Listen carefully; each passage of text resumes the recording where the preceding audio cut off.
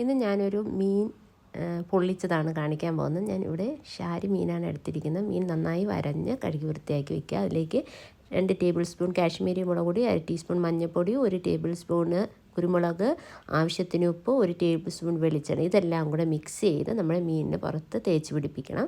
ഒരു 2 മണിക്കൂർ മാറ്റി വയ്ക്കുക. അതിന് ശേഷം കുറച്ച് വെളിച്ചെണ്ണ ഒഴിച്ച് നമുക്ക് പാനിൽ ഇത് ഫ്രൈ ചെയ്തെടുക്കണം.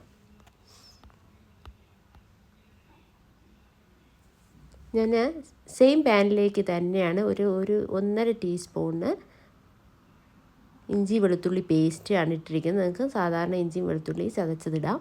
ഞാനിട്ട് അത് മൊരിഞ്ഞ് വരുമ്പോൾ ഒരു വലിയ സവാളയും കൂടെ ഇട്ട് നന്നായിട്ട് ഇളക്കി നന്നായിട്ട് വേവണം സവാള. അതിന് ശേഷം ഇതിലേക്ക് ഒരു വലിയ തക്കാളിയും കൂടെ ഇട്ട് നന്നായി വഴറ്റിയെടുക്കുക. അതിൻ്റെ നല്ല തക്കാളിയൊക്കെ നന്നായിട്ട് വെന്ത് ഉടഞ്ഞ് കിട്ടണം. അതിൽ 2-3 പച്ചമുളകും കൂടെ ഇട്ടിട്ടുണ്ട് ഞാൻ.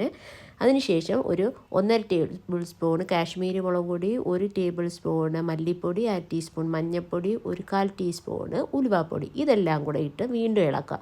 നന്നായിട്ട് പച്ച മണം മാറുന്നത് വരെ ഇളക്കി കൊടുക്കണം. അല്ലെങ്കിൽ അതിൽ പച്ചക്കുത്തുണ്ടാവും മസാലയുടെ.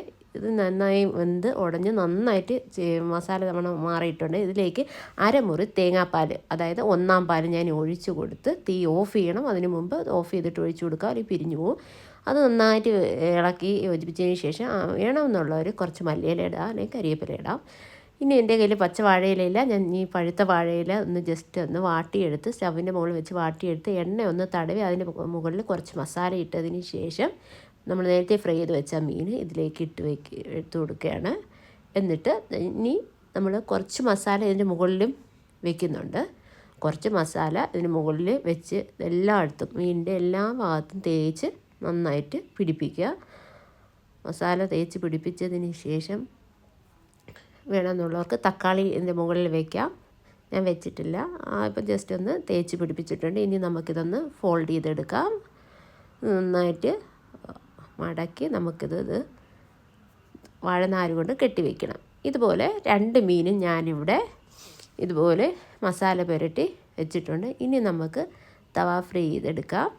പാൻ അടുപ്പത്ത് വെച്ച് അതിലേക്ക് കുറച്ച് ഓയിൽ ഒന്ന് തടവിയതിന് ശേഷം, വെളിച്ചെണ്ണയാണ് ഞാൻ തടച്ച ശേഷം നമ്മൾ ഈ മീൻ പൊതി ഇതിലേക്ക് വെച്ച് ലോ ഫ്ലെയിമിൽ 10 മിനിറ്റ് തിരിച്ചും മറിച്ചും നമുക്ക് ഇതൊന്ന് ഫ്രൈ ചെയ്തെടുക്കണം. ലോ ഫ്ലെയിമിൽ വേണം ചെയ്യാൻ, അല്ലെങ്കിൽ വാഴയില കരിഞ്ഞു പോവും. തിരിച്ചു മറിച്ചും 10 മിനിറ്റ് ഫ്രൈ ചെയ്തെടുത്ത് കഴിഞ്ഞാൽ നല്ല തണുത്തതിന് ശേഷം തുറന്നു നോക്കിയാൽ നല്ല മീൻ പൊള്ളിച്ച് നമുക്ക് കിട്ടും. അപ്പോൾ എല്ലാവരും ഒന്ന് ട്രൈ ചെയ്ത്